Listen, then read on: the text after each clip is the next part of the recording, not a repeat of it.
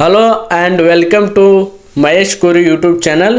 ಇವತ್ತಿನ ಒಂದು ವಿಡಿಯೋದಲ್ಲಿ ನಾನು ಒಂದು ಇಂಪಾರ್ಟೆಂಟ್ ಅಪ್ಡೇಟ್ ಬಗ್ಗೆ ಹೇಳಲಿಕ್ಕೆ ಇಷ್ಟಪಡ್ತೀನಿ.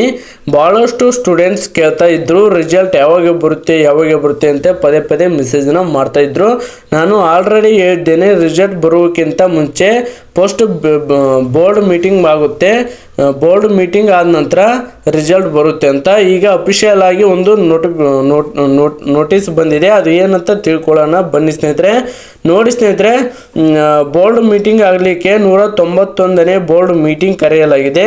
ಇದರಲ್ಲಿ ಬೋರ್ಡ್ ಮೀಟಿಂಗ್ ಆದ ನಂತರ ರಿಸಲ್ಟ್ನ ಡಿಸ್ಪ್ಲೇ ಮಾಡ್ತಾರೆ. ಈಗ ನಾವೀಗ ನೋಡ್ಬೋದು, ಆಯುಕ್ತರ ಕಚೇರಿ, ಕಾಲೇಜು ಮತ್ತು ತಾಂತ್ರಿಕ ಶಿಕ್ಷಣ ಇಲಾಖೆ ಇವರಿಂದ ಒಂದು ಸರ್ಕ್ಯುಲರ್ ಬಂದಿದೆ. ಅಫಿಷಿಯಲ್ ಆಗಿ ಸರ್ಕ್ಯುಲರ್. ಇದರಲ್ಲಿ ಏನು ಹೇಳ್ತಾ ಇದ್ದಾರೆ ಅಂದರೆ 28/1/2025 ಬೆಳಗ್ಗೆ ಮುಂಜಾನೆ 11 ಗಂಟೆಗೆ ಮೀಟಿಂಗ್ ಕರೆಯಲಾಗಿದೆ. ಇಲ್ಲಿ ನಾವು ನೋಡ್ಬೋದು 28/1/2025 ಕ್ಲಿಯರ್ ಆಗಿ ತಿಳ್ಕೊಳ್ಬೇಕು ಸ್ನೇಹಿತರೆ.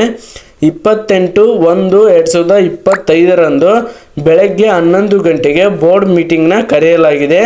ಈ ಬೋರ್ಡ್ ಮೀಟಿಂಗ್ ಎದರ ಸಂಬಂಧ ಅಂದರೆ ಬೋರ್ಡ್ ಮೀಟಿಂಗ್ ಡಿಸ್ಕಷನ್ ಮಾಡಲಿಕ್ಕೆ ಕರೆಯಲಾಗಿದೆ.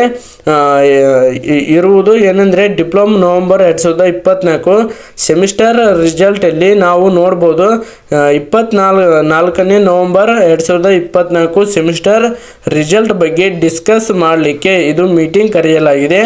ಅಂದರೆ ಇದರ ಅರ್ಥ ಏನು ಅಂದರೆ 28ರ ನಂತರ ಡೆಫಿನೆಟ್ ಆಗಿ ರಿಸಲ್ಟ್ 2 or 3 ಡೇಸಲ್ಲಿ ರಿಸಲ್ಟ್ ಬರುತ್ತೆ. ಅಷ್ಟೇ ಅಲ್ಲ, ಇದರಲ್ಲಿ ರಿಸಲ್ಟ್ ಜೊತೆಗೆ ಪ್ರಶ್ನೆ ಪತ್ರಿಕೆ ಅಂದರೆ ಕ್ವೆಶನ್ ಪೇಪರಲ್ಲಿ ಏನಾದರೂ ಸಮಸ್ಯೆ ಇದ್ದರೆ ಸ್ಟಾಫ್ ಕಡೆಯಿಂದ ಅದು ಕೂಡ ಡಿಸ್ಕಷನ್ ಮಾಡಿ ಫೀಡ್ಬ್ಯಾಕ್ ಇವರು ತಗೊಳ್ತಾರೆ. ಮತ್ತು ವ್ಯಾಲ್ಯೂಯೇಷನ್ ಬಗ್ಗೆನೂ ಅಂದರೆ ಯಾವ ಥರ ಪೇಪರ್ ವ್ಯಾಲ್ಯೂಯೇಷನ್ ಆಗಿದೆ ಅದರ ಬಗ್ಗೆನೂ ಕೂಡ ಇವರು ಚರ್ಚೆ ಮಾಡ್ತಾರೆ.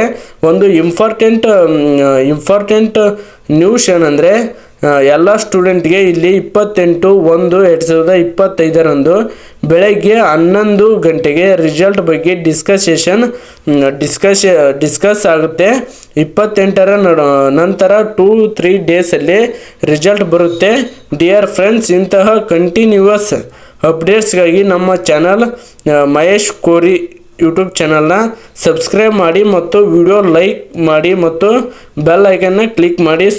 ನೋಡಿ ಸ್ನೇಹಿತರೆ, ನಾನು ನಿಮಗೆ ಯಾವ ರೀತಿಯಾಗಿ ಕಂಟಿನ್ಯೂಯಸ್ ಆಗಿ ಅಪ್ಡೇಟ್ಸ್ನ ಕೊಡ್ತಾ ಇರ್ತೀನಿ.